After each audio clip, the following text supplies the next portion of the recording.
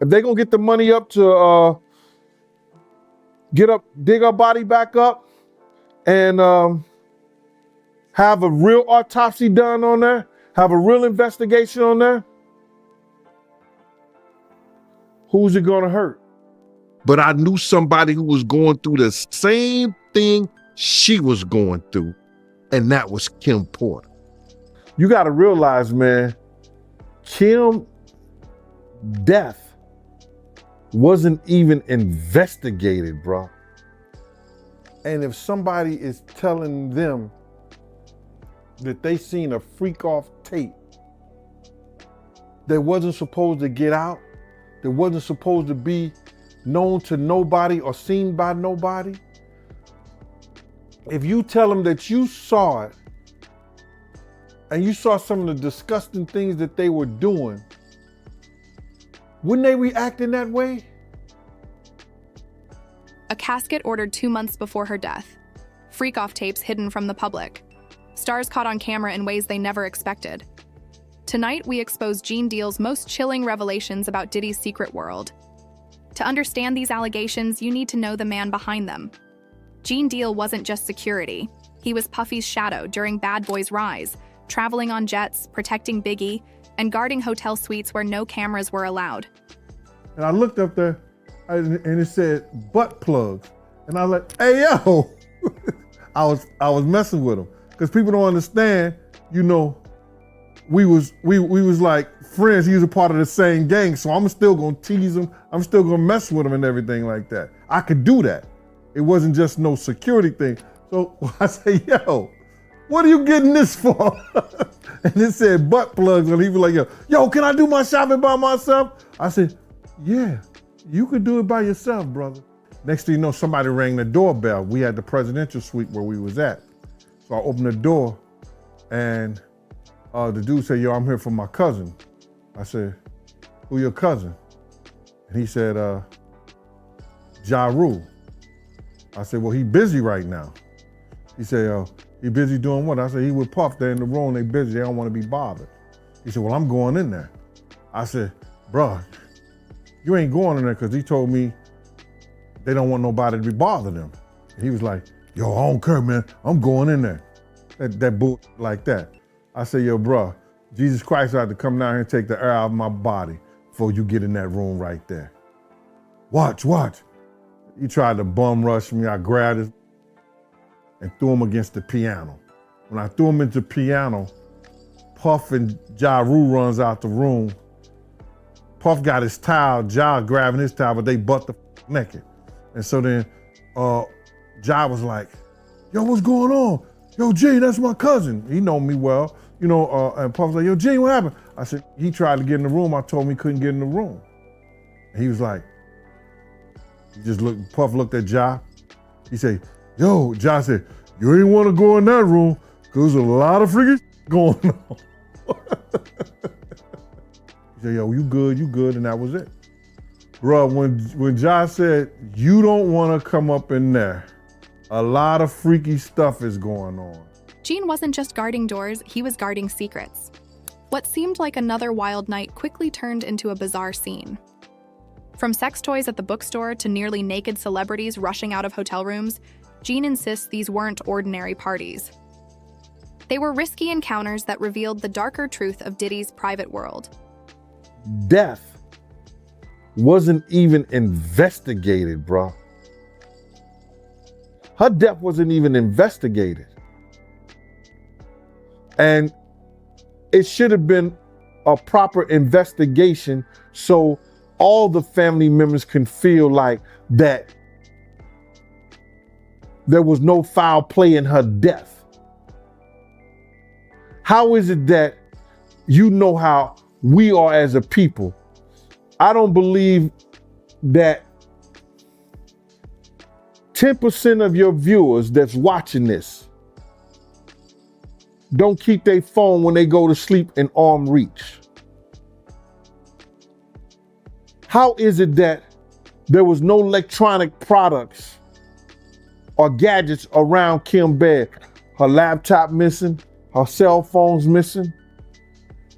Everything is missing that she could get in touch with her little girls if they not at home or her friends or family. All that's missing. How is it that, and this is her say, that the detectives did not even view the body in the bed where she died at? That the coroner them had already removed her, pronounced her dead, and told the detectives them that it was no foul play. And if that is true, as I've heard it, and we've read certain things on the internet about it, that case need to be reopened.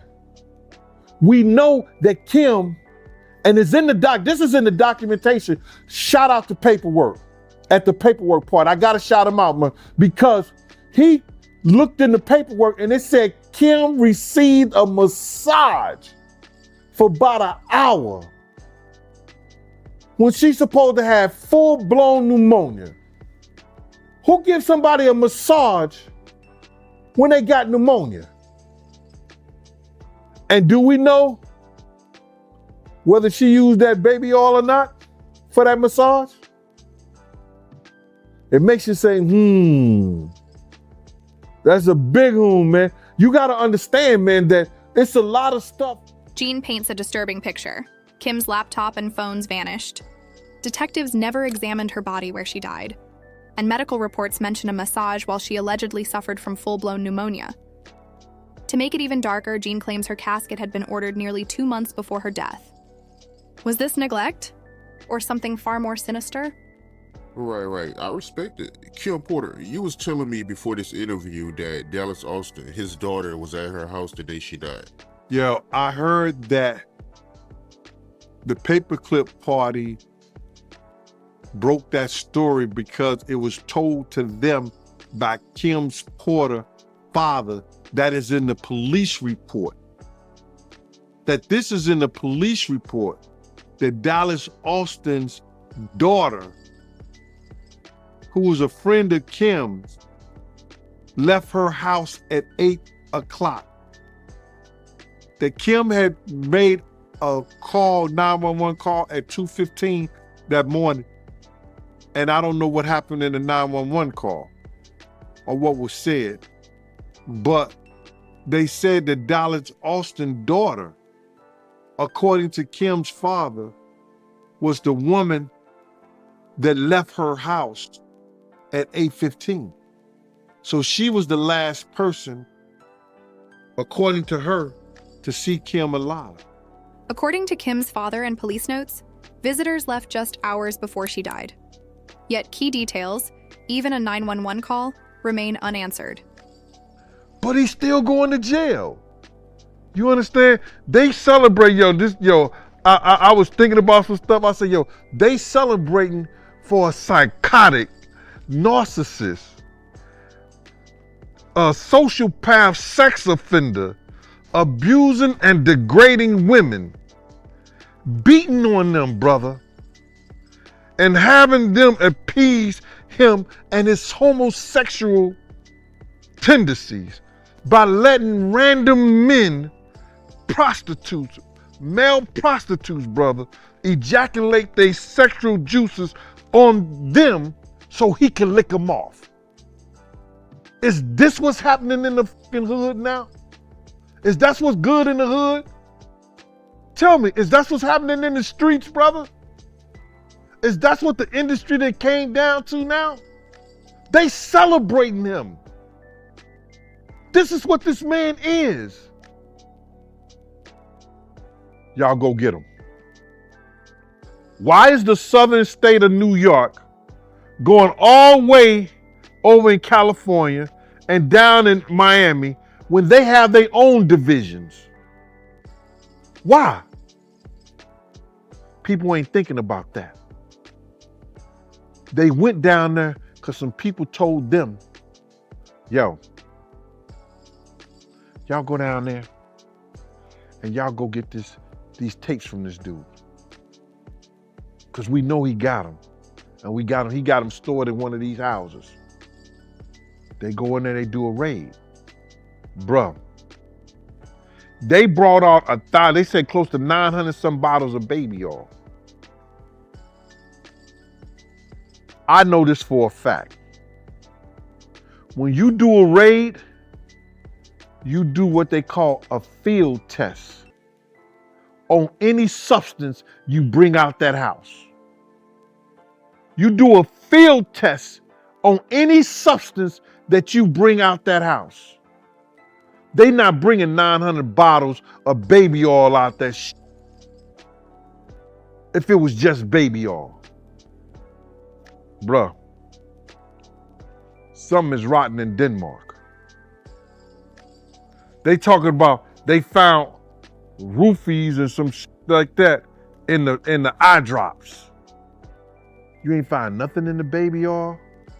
So when you did the field test, why did you decide to bring 900 and something bottles of baby oil out the house? Something is rotten in Denmark, brother. It just don't sit right with me. And people could say I'm hating in this and that. I'm just mad because man, the nigga still going to jail. I don't care for him. I don't give a fuck about him. Him, anybody who looked like him, got his last name and came in on a boat with him. When you do the people I love wrong, man, ain't no makeup, all this other bullshit like that. Everybody got me as being a fucking disgruntled employee and all this other bullshit. Get the fuck up out of here. I left at my own accord.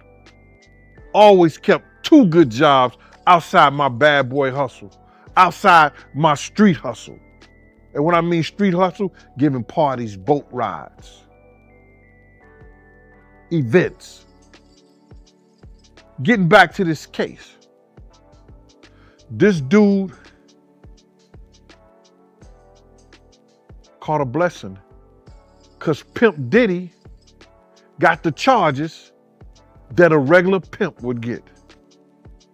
Those charges is what they give Bishop Don Juan, Pimpin' Ken. Back in the day, those are the charges that they would get. He got pimp charged. So now he's pimping Diddy.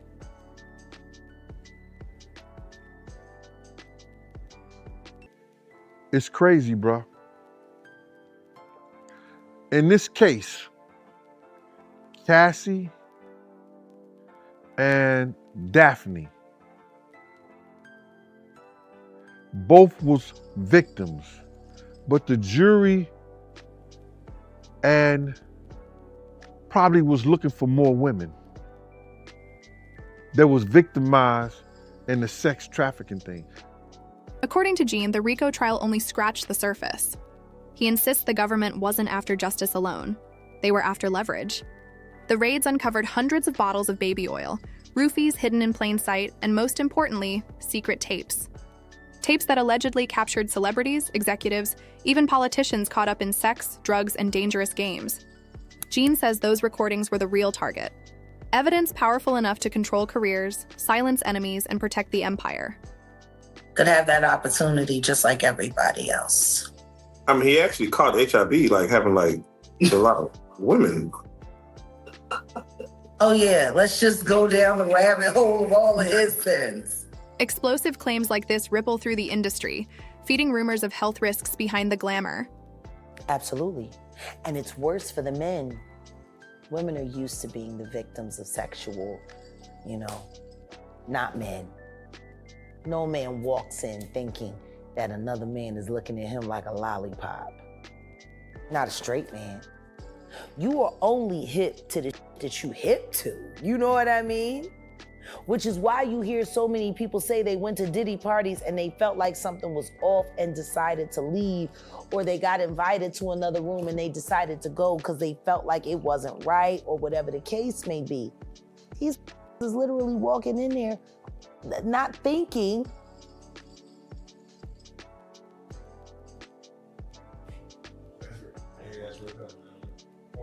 Seriously, like. If Bow Wow came into this room without anybody knowing anything he did. And a group of females came into this room. Who gonna get the females first, y'all or him? Definitely better. Just nigga, us. If they don't know, Yeah, he said they don't know who Bow Wow know is. who he is. He's just Shad Moss from up the road. Oh. Yeah, nah, we getting Who's that gonna action. get the females first? Yeah, because Bow Wow did walk in this room, but he was Bow Wow. But no, Bow Wow is he have to like bat his eyes or something. We don't bow ass. Yeah, nah. No shade to Shad. No shade to Shad. There's no shade. No shade to Shad, but nigga. Right. So if you can be a person who can show up you can show up to a place, and everybody here is paid to come in here and do what they do, of course you're gonna miss that. Yeah, man. You going to a party and everybody is sex workers? Wow. Yeah. You can pull anybody you want, male or female, to the bathroom and get a blowjob. Yeah. You're gonna miss that. From rappers to athletes, multiple voices describe the same chaos. Rooms filled with sex workers, drugs in the air, and hidden cameras recording it all. The last freak off tape that just got sold on the dark net, which I know because I monitor, went for $500 million. It had multiple stars in it. Nicki Minaj, Rihanna, Chris Brown, Justin Bieber, Drake. It was a really interesting night in Calabasas, and he just sold that footage. Jaguar Wright drops a bombshell, claiming private tapes from Diddy's parties were secretly sold on the dark net for nearly $500 million. And what makes it worse? She says the footage didn't just feature random guests, but global icons like Nicki Minaj, Rihanna, Justin Bieber, Drake, and more. If true, it means some of the world's biggest stars may already be compromised. You know, there's a short life in Why do you think that is with the creative side? Well, because losing out money, you got to take drugs. You're going through so much shit to try and deal with life. You are literally, it's an unhealthy space. And so eventually you're going to go too far, you know? Who knows what happened to Philip? Who knows what Heath had to do in order to get to where he was at? There's a lot of things that people do that end up sitting and they can't get over it. And they got to keep getting high, hoping to get it out of their head, you know? But when you lose your man card, that's the only thing I can think of. You lose your damn man card. What is that? What do you mean by that? You give up your ability, your right to being a man. A man don't take it, a man gives it. So when you give up that man card, you don't get that back. Are you saying what I think you're saying? No, I'm saying what I'm saying. You don't get that back. You come into this world as a man one time. You give up that right for anything, for fear of being hurt, fear of somebody doing something, for wanting to gain something. When you give up that man card right, you lose some spiritual energy that has always been pushing through. Like if a woman gives up her womanly right of being a mother and taking care of her family and do all those things, when you give up those things, but when you give up your manhood, I've never seen somebody recover from it. What was the consequences when you said no? Puffy invited me for weeks, asking me to come and teach him how to, wanted me to be his acting coach for a while. Go there and he's sitting around just looking. I'm like, okay, what's the material you want to work on? He's just looking at me.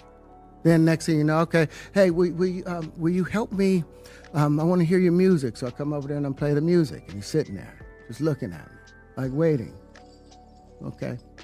So then my assistant was like, he wants to hang out with you next week. And I was like, for what? He's like, I think he's trying to fuck you. That's what my assistant said. And I was like, oh, okay. Now I get it. So now no more communication. Even Oscar-nominated actors weren't immune. Terrence Howard says he was invited under the pretense of coaching, until he realized what Puffy really wanted. But it's good. The judge showed us today. They talking about some bail hearing. They talking about, we gonna, cause he had 2 charges. I don't understand the people sitting there talking about, he gonna get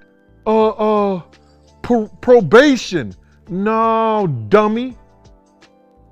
There's a mandatory federal there's a mandatory federal guidelines that the judge has to go by. If he don't go by those federal guidelines and the prosecution don't agree with it, they can appeal what the judge ruling is. Can we get a bail?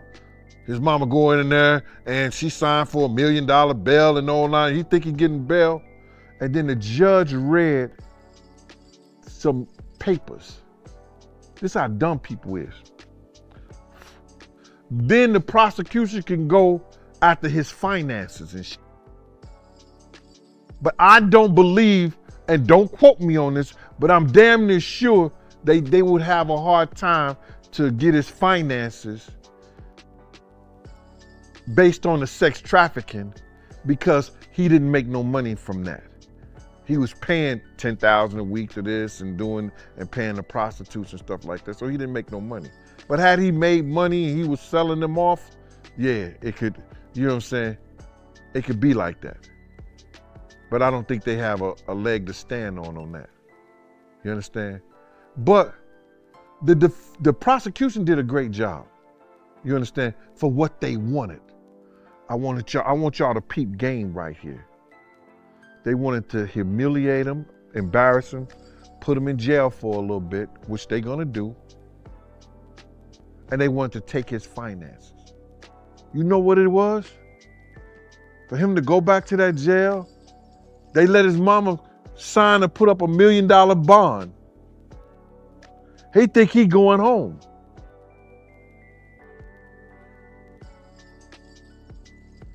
This is the time he might go back in there, and the same judge that turned down a $50 million bond just turned down another $1 million bond. And from $1 million bonds to Cassie's lawyer appearing in court, Gene insists the trial was about humiliation, money, and silencing evidence. Kim Porter's mysterious death, Cassie's lawsuit, tapes allegedly featuring global stars, all of it points to one thing. This story is far from over. If Gene is right, the biggest names in music and Hollywood may still be hiding behind those tapes. What do you believe? Are Gene's revelations the beginning of Diddy's downfall, or just the surface of an even deeper scandal? Let us know in the comments, and don't forget to subscribe for more untold Hollywood stories.